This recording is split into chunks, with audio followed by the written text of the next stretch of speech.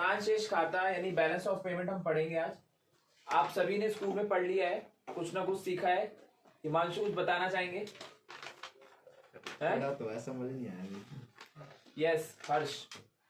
भैया एक देश के निवासी दूसरे देश के निवासी के साथ जो आर्थिक सौदे होते हैं, जो विवरण दिखाता है, उसको बोलते हैं। मतलब बैलेंस ऑफ पेमेंट क्या है? ये बैलेंस ऑफ पेमेंट एक प्रकार का आपका अकाउंट है। बैलेंस ऑफ पेमेंट एक प्रकार का आपका खाता होता है जो एक कंट्री का, जो किसी भी कंट्री का रेस्ट ऑफ वर्ल्ड के साथ, जो एक कंट्री का रेस्ट ऑफ वर्ल्ड के साथ जो इकोनॉमिक ट्रांजैक्शन होता है उसको दिखाता है। यानी भुगतान शेष खाता एक वह खाता है जो, या वो अकाउंट है जो एक कंट्री का दूसरी रेस्ट ऑफ द वर्ल्ड के साथ जो ट्रांजैक्शंस होते हैं उसको दिखाता है। ठीक है, अब वो कौन से ट्रांजैक्शंस है? वो आपके इकोनॉमिक ट्रांजैक्शंस को दिखाता है। जो भी इकोनॉमिक ट्रांजैक्शंस होते हैं एक कंट्री के रेस्ट ऑफ द वर्ल्ड के साथ, उसको जो दिखाता है वो आपका बैलेंस ऑफ पेमेंट होता है। ठीक है, आर्थिक जो भी आपके जो है ट्रांजैक्शंस होती हैं। ठीक है, इकोनॉमिक ट्रांजैक्शन में ये आप कह सकते हो ऑनरशिप, ट्रांसफर ऑफ ऑनरशिप हो सकता है ना, ट्रांसफर ऑफ ऑनरशिप हो सकता है, या फिर ये जो ट्रांजैक्शन है ये मैं आपको बता रहा हूं कैसे कैसे हो सकते हैं। या फिर जो आप गुड्स वगैरह बेचते हैं वो हो सकता है एक कंट्री का दूसरी कंट्री के साथ इंपोर्ट और एक्सपोर्ट ऑफ गुड्स इंक्लूड हो सकता है। या फिर जो सर्विसेज आप एक देश की दूसरे देश में दी जाती हैं, या दूसरे देश से जो आप सर्विसेज लेते हैं उसका जो एक विवरण है वो इसमें दिखाया जाएगा, उसका अमाउंट इसमें दिखाया जाएगा। और साथ ही साथ असेट्स से रिलेटेड ट्रांजैक्शंस अगर आपने करे हैं, सेल और purchase of assets from one country with rest of the world, तो वो सारा किस में आ जाएगा? आपका बैलेंस ऑफ पेमेंट में आ जाएगा। तो अभी हमें मोटी मोटी दो बातें क्लियर है कि बैलेंस ऑफ पेमेंट एक ऐसा अकाउंट है जिसमें हम क्या करते हैं, जिसमें हम एक कंट्री का रेस्ट ऑफ द वर्ल्ड के साथ जो ट्रांजैक्शंस होते हैं उसको दिखाते हैं। और साथ में वो कौन से ट्रांजैक्शन दिखाते हैं? वो इकोनॉमिक ट्रांजैक्शंस दिखाते हैं जो एक कंट्री का रेस्ट ऑफ वर्ल्ड के साथ होता है। जैसे इकोनॉमिक ट्रांजैक्शंस का मतलब हो गया कि कुछ ट्रांजैक्शंस आपके जो हो गए जैसे गुड्स से रिलेटेड, सर्विसेज से रिलेटेड और आपके असेट्स से रिलेटेड है। ठीक है, तो हम एक बार जो है इसका पूरा प्रारूप देखते हैं, पूरा परफॉर्मा देखते हैं। मैं आपको परफॉर्मे में ही सब कुछ क्लियर कर दूंगा, तो एक बार आप परफॉर्मा नोट करेंगे। ठीक है, तो एक बार जो हम परफॉर्मा देख लेते हैं। तो मैं आपको बैलेंस ऑफ पेमेंट का ना पूरा परफॉर्मा ही बना के दिखा रहा हूं, तो उससे आपको जो है बहुत अच्छे से क्लियर हो जाएगा। तो यहाँ पे मैं आपको बना के दिखा रहा हूं बैलेंस ऑफ पेमेंट अकाउंट, मतलब बैलेंस ऑफ पेमेंट ही पूरा आपको समझा दूंगा थ्रू अकाउंट। तो जैसे मैंने आपके सामने ना एक अकाउंट बना रहा हूं, अकाउंट के थ्रू मैं आपको सब कुछ समझाने की कोशिश करूंगा। यानी बैलेंस ऑफ पेमेंट में हम सब कुछ अकाउंट के थ्रू सीखेंगे। ठीक है, तो बैलेंस ऑफ पेमेंट में जैसे जो अकाउंट्स के बच्चे हैं वो थोड़ा सा डेबिट क्रेडिट जानते होंगे। अभी हम यहाँ पे देख लेते हैं। यहाँ पे जो आप ऐसे याद रखें, जो आपका ये लेफ्ट हैंड साइड है और ये आपका राइट हैंड साइड। तो लेफ्ट हैंड साइड में आप यहाँ पे दिखाते हैं क्रेडिट साइड। ठीक है, इसे हम बोल सकते हैं क्रेडिट। ठीक है, और जो ये वाली साइड होती है इसे आप क्या बोल सकते हैं? डेबिट बोल सकते हैं। ठीक है, एक हो गया ये क्रेडिट और ये हो गया डेबिट। ठीक है, यहाँ पे कुछ ऐसा चलता है, अकाउंट्स की तरह मत सोचना कि ये डेबिट और वो क्रेडिट है। ठीक है, यहाँ पे क्रेडिट का मतलब है कि जो आपको वहां से क्या हो रहा है? मिल रहा है। ठीक है, तो मतलब जो रेस्ट ऑफ दी वर्ल्ड से आप जो ले रहे हो डॉलर की फॉर्म में लेते हैं। कॉमन करेंसी क्या होती है आपकी? डॉलर होती है। तो जिससे हमारे पैसे आ रहे हैं। ठीक है, यहां पे मैं लिख देता हूं आ रहे हैं, है ना। और यहां पे मैं आपको शॉर्ट फॉर्म में समझाने के लिए लिख देता हूं। ठीक है, जो आपके पास से जा रहा है। ठीक है, जैसे आप अब रेस्ट ऑफ दी वर्ल्ड से क्या क्या लेते हैं। ठीक है, तो पहले रेस्ट ऑफ दी वर्ल्ड में यहाँ पे जब मैं आपको समझाऊंगा तो आपको दो बातें यहाँ पे ध्यान रखनी है। यहाँ पे मैं यहाँ पे सपोज कर लो मैंने यहाँ पे ना ऐसे करके एक ये पहचान बना दी है, और ये पहचान जो है ये दिखाती है कि इसमें हम वो ट्रांजेक्शन्स दिखाएंगे जिन ट्रांजेक्शन से हमारे असेट्स और लायबिलिटी पे कोई भी प्रभाव नहीं पड़ता है। यानी इस जगह पे हम वो ट्रांजेक्शन दिखाएंगे जिससे हमारे असेट्स और लायबिलिटी पे कोई प्रभाव नहीं पड़ता है। और हमने बजट वाले चैप्टर में पढ़ा है जिससे हमारे असेट्स और लायबिलिटी पे प्रभाव नहीं पड़ता है, वो आपके कौन से ट्रांजेक्शन्स होते हैं? करंट वाले, है ना। तो यानी यहाँ पे जो हम ट्रांजेक्शन दिखाएंगे वो कौन से होंगे? जिससे हमारे असेट्स और लायबिलिटी पे प्रभाव नहीं पड़ता। तो मैं साइड में लिख दे रहा हूं, do not affect assets and liabilities. यहां पे मैं लिख दे रहा हूं, यहां पे वो वाले ट्रांजेक्शन दिखाऊंगा जो हमारी संपत्ति एवं दायित्वों को प्रभावित नहीं करती है। ठीक है, एसेट्स और लायबिलिटी को इफेक्ट नहीं करती है। तो जैसे बेटा आपने रेस्ट ऑफ द वर्ल्ड से, जैसे आप क्या कर रहे हो, जैसे आपने जो है वहां से गुड्स परचेज कर दिया है, ठीक है, या फिर आपने क्या करा है, एक्सपोर्ट कर दिया है, सर्विसेज को एक्सपोर्ट कर दिया है, एक्सपोर्ट ऑफ गुड्स। अगर बेटा आप गुड्स को एक्सपोर्ट करेंगे, अगर माल बाहर के देश में भेजेंगे तो उससे पैसा क्या होगा, मिलेगा तो आप यहां दिखाएंगे। ठीक है, और रेस्ट ऑफ द वर्ल्ड को आप क्या कर सकते हैं, रेस्ट ऑफ द वर्ल्ड को आप एक्सपोर्ट क्या कर सकते हैं, सर्विसेज को एक्सपोर्ट कर सकते हैं। जैसे मान लो मैं अपने एग्जांपल लेके देखूं, तो मान लो मैं बाहर रशिया के बच्चे को पढ़ा रहा हूं, तो वहां से मुझे पैसा मिलेगा ना, तो मैं वहां पे क्या सामान बेच के आ रहा हूं, तो मैं क्या दे रहा हूं उनको, सर्विसेज दे रहा हूं, तो उससे मुझे क्या मिलेगा, पैसा मिलेगा, तो वो यहीं आ जाएगा।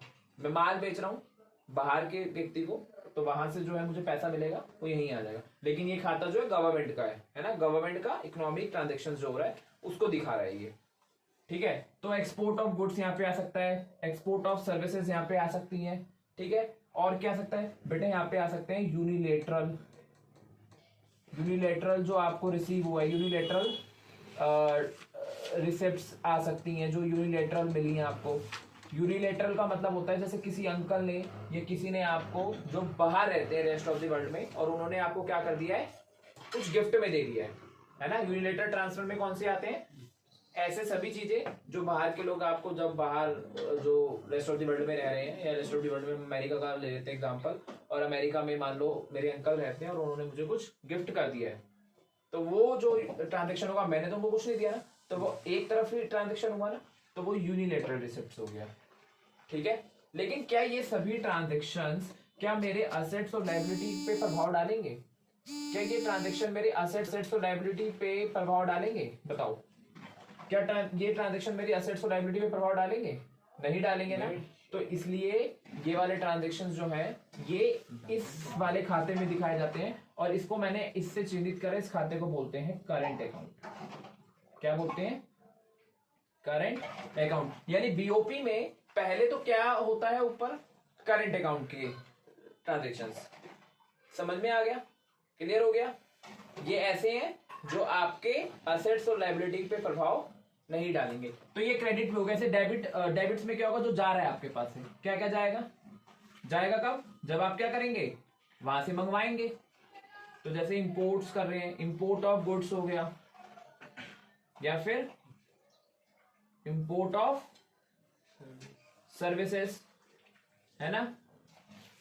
और क्या क्या हो सकता है बताओ, ऐसे जैसे आपने यूनिलेटरल रिसिप्ट करा है, और यहाँ पे आप यूनिलेटरल ट्रांसफर भी तो कर सकते हो, वहां पे आप भेज भी तो सकते हो, जैसे आप मंगवा रहे हो वैसे वहां पे आप क्या करोगे, इसको भेज भी सकते हो, है ना। तो जब आप भेज रहे हो तो वो आपका क्या होगा, यूनिलेटरल ट्रांसफर। ठीक है, अब मान लो बेटा ये मैंने यहाँ पे अमाउंट नहीं लिखा है, तो मैं एक बार सपोज कर लो, मैं यहाँ पे कॉलम बना देता हूँ कि जैसे मान लो ये आपने जो है ये 500 रुपए का मंगवाया, ये 200 रुपए का, ये 300 रुपए का, कितना हो गया आपका भी, ये कितना हो गया 10। तो मान लो ये आपका जो है 700 ही हो गया, 1000 रुपए। ठीक है, और सपोज कर लो कि यहाँ पे आपका जो है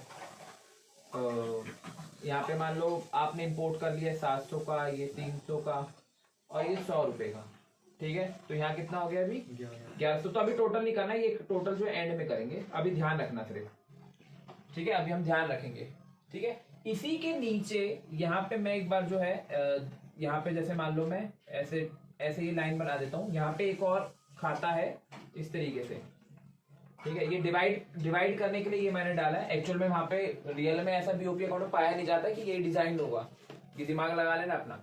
ऊपर जो है कुछ करंट अकाउंट का आइटम डाल दिया जो अफेक्ट नहीं करते ट्रायल बैलेंस को, और नीचे जो है ऐसे आइटम डालेंगे जो क्या करते हैं, इफेक्ट करते हैं हमारे, इफेक्ट असेट्स एंड लायबिलिटी, है ना, जो हमारी असेट्स और लायबिलिटी को क्या करते हैं, इफेक्ट करते हैं। ऐसे ट्रांजेक्शंस जो हमारे असेट्स और लाइबिलिटी को इफेक्ट करते हैं। तो कौन कौन से ट्रांजेक्शन होते हैं जो हमारे असेट्स और लाइबिलिटी को इफेक्ट करते हैं और जिससे हमें मिलता है? कब मिलेगा हमें? उधार लेना पूरा। जैसे आप बोरोइंग्स कर सकते हो, वेरी गुड, आपने क्या करा, बोरोइंग्स कर ली, तो बोरिंग से पैसा आएगा, लेकिन ये अफेक्ट कैसे कर रहा है आपकी असेट्स एंड लायबिलिटी को? बताओ। लायबिलिटी बढ़ेगी, इससे हमारी लायबिलिटी क्या हो रही है? बढ़ रही है। जब आप किससे पैसा लेंगे तो उसमें लायबिलिटी क्या होती है? बढ़ती है। तो ये बोरिंग्स को इफेक्ट कर रहे हैं। सपोज करो 500 का आपका बोरिंग्स है, जैसे लोन वगैरह ले लेना है ना, ठीक है, और आपने क्या कर दिया, सेल कर दिया असेट्स, है ना, आपने क्या कर दिया, असेट्स को सेल कर दिया है, तो उससे भी क्या होगा, उससे भी क्या होगा, पैसा आएगा। सपोज करो यहाँ पे 700 रुपए की सेल कर दिया आपने। ऐसे ही बेटा, तो ये खाता कौन सा होगा जिससे असेट्स और लायबिलिटी इफेक्ट होते हैं? ये सभी जो ट्रांजेक्शन है जिससे असेट्स लायबिलिटी इफेक्ट होते हैं उसे हम कहते हैं कैपिटल ट्रांजेक्शन, और अकाउंट हम कह सकते हैं कैपिटल अकाउंट। कौन सा हो जाएगा? Capital account. यानी हमने बीओपी में ही दो अकाउंट और देखे, एक कैपिटल होता है और एक करंट होता है ना। करंट वाला वो होता है जो हमारे असेट्स और लायबिलिटी को क्या करता है, इफेक्ट करता है, और कैपिटल वाला कौन सा होता है जो हमारे असेट्स और लायबिलिटी को इफेक्ट नहीं करता है। ठीक है, तो अभी ये तो मिल रहा है आपको। ऐसे ही आप क्या कर सकते हो, ये ऐसे ही आप ये कर सकते हो, पैसा आप लेंड भी कर सकते हो, पैसा आप उधार में दे भी सकते हो रेस्ट ऑफ द वर्ल्ड को, जैसे आप ले रहे हो वैसे आप रेस्ट ऑफ द वर्ल्ड को पैसा उधार दे भी सकते हो। तो लेंडिंग का हम कह सकते हैं ऐसे। तो सपोज करो हमने लेंडिंग कर दी 800 रुपए की, और आपने जो है परचेज कर लिया, मान लो परचेज कर लिया, गए अमेरिका और वहां जाके बिल्डिंग खरीद ली, है ना, पैसा बहुत है तुम्हारे के पास, तो आपने क्या कर लिया, परचेज कर लिया असेट्स, है ना। तो परचेज अब आप असेट्स को कर लेते हैं, तो सपोज करो ये आपने खरीद ली है बिल्डिंग 500 रुपए की, ठीक है। तो ये ऐसे ट्रांजेक्शन हैं इन दोनों जिससे हमारा पैसा जा रहा है, तो इस साइड आ रहा है। ये दोनों ऐसे ट्रांजेक्शन है जिससे हमारे को पैसा आ रहा है, तो वो क्रेडिट साइड आ गया। ठीक है, यहाँ पे वैसे जरूरी नहीं, इसके साथ और भी हो सकता है, जैसे आप इन्वेस्टमेंट भी करते हो, यहाँ पे मैं लिख देता हूँ, इस करंट अकाउंट में ना इन्वेस्टमेंट पे जो इनकम आती है वो भी आप दिखा सकते हो, है ना। अगर वहां पे आपने कोई इन्वेस्टमेंट इनकम है तो उसको भी आप दिखा सकते हो यहाँ पे, तो उससे भी आपको कुछ मिल रहा है ना इन्वेस्टमेंट इनकम से, जो इंटरेस्ट आया इन्वेस्टमेंट पे, आपको कुछ इंटरेस्ट वगैरह आया, तो वो आप यहाँ दिखा सकते हो। ठीक है, यहाँ पे भी आप जो आप पेड कर रहे हो तो ये आप दिखा सकते हो, जनरली नहीं है, मैंने आपको समझाने के लिए लिख दिया। तो फिलहाल तो हम इतना ही लेके चल रहे हैं, आपका वो इन्वेस्टमेंट इनकम भी आ सकती है, ध्यान रखना। फिर लास्ट में क्या होता है, लास्ट में हम क्या करते हैं, यहाँ पे हम टोटल करते हैं, क्या करते हैं, टोटल करते हैं। तो टोटल में क्या करेंगे आप, ए प्लस बी कर लेंगे। जैसे सपोज कर लो ये ए है और ये आपका क्या हो गया, बी हो गया। ठीक है, तो अभी यहाँ पे देखेंगे आप तो कितना हो गया, 700, 3000, 1000 और ये कितना हो गया 2200। तो आपको कितना आगे बेटा ये 2200। ठीक है, और यहाँ देखेंगे तो आप कितना आ रहा है, बोले जरा, यहाँ पे कितना आ रहा है 800, 500 कितना हो गया आपका 1300, 1400 और 3 आपका हो गया कितना, 14 और 3 कितना हो गया 17, 17 और 7 2400, 2400 आ रहा है आपका, और यहाँ कितना आ रहा है 2200। तो अब आप यहाँ पे क्या देखेंगे, लेकिन आपको एक बात बताना चाहूंगा मैं, यहाँ पे अभी लिखे ना इसको, ठीक है। तो यहाँ पे एक लाइन बना ले, ठीक है, यहाँ पे मैंने बहुत सारे कॉन्सेप्ट समझा दिए आपको, मैं आपको बताना चाहूंगा, ये जो डॉटेड लाइन दिख रही है ना आपको, ये डॉटेड लाइन के ऊपर जितने ट्रांजेक्शन्स हैं, इन ट्रांजेक्शन्स को कहते हैं बेटा अबव द लाइन ट्रांजेक्शन्स। क्या बोलेंगे ने आप, क्या बोलेंगे, अबव द लाइन ट्रांजेक्शन्स। ठीक है, और डॉटेड लाइन की जो नीचे आता है उसे हम क्या बोलते हैं, बिलो द लाइन। अब आपको पता है जो हमारा बैलेंस ऑफ पेमेंट होता है ना, जो बैलेंस ऑफ पेमेंट वाला खाता जो होता है वो हमेशा आपका अकाउंटिंग के दृष्टिकोण से हमेशा क्या होता है, अकाउंटिंग के दृष्टिकोण से हमेशा वो बैलेंस होता है, तभी तो उसका नाम क्या है, बैलेंस ऑफ पेमेंट। लेकिन अभी आप क्या देख रहे हैं कि जो आपके रिसिप्ट्स हैं, जो आपको मिला है रेस्ट ऑफ द वर्ल्ड से वो कम है, और जो आपने एक्सपेंड करा है रेस्ट ऑफ द वर्ल्ड पे वो क्या है, ज्यादा है। अब इस केस में क्या होगा, तो इस केस में क्या होता है कि हम क्या करते हैं, अब यहाँ पे आपको पता है 2400 है टोटल, है ना, और यहाँ पे कितना आया था 2200 आया था।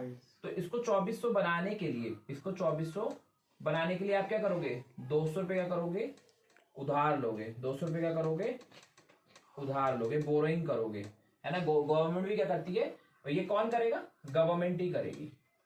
कौन करेगा ये बोरिंग्स, गवर्नमेंट ही करेगी, ठीक है ना।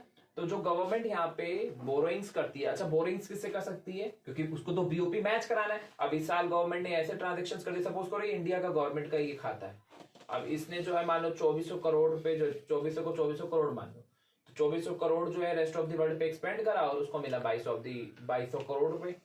तो अब इसको मैच करना है, 2400 करोड़ बनाना है। तो अब क्या करेगा, 200 करोड़ रुपए कहाँ से दिखाएगा, क्योंकि बैलेंस होना चाहिए। तो 200 करोड़ रुपए गवर्नमेंट क्या करेगी, बोरोइंग करेगी। और जब इस केस में गवर्नमेंट बोरोइंग करती है 200 करोड़ रुपए, तो उसके पास बहुत सारे माध्यम हो सकते हैं। वो हो सकता है आरबीआई से ले ले, हो सकता है पब्लिक से ही ले ले, हो सकता है वो आपका वर्ल्ड बैंक से ले ले। तो किसी से भी लेके इस खाते की क्या करती है, बराबर करती है। तो वो जो बोरोइंग्स है जो गवर्नमेंट कर रही है वो लाइन के नीचे लिखे गए हैं, इसलिए इनको क्या कहते हैं, बिलो द लाइन ट्रांजेक्शन। और जो ये सारे ट्रांजेक्शन आ रहे हैं ऊपर के, इन्हें क्या बोलते हैं, अबव द लाइन ट्रांजेक्शन। तो आई होप आप सबको ये जो है ये खाता समझ में आया होगा। तो यानी अगर हम समराइज करेंगे इसको, तो हम यहाँ पे 4 चीज देखेंगे।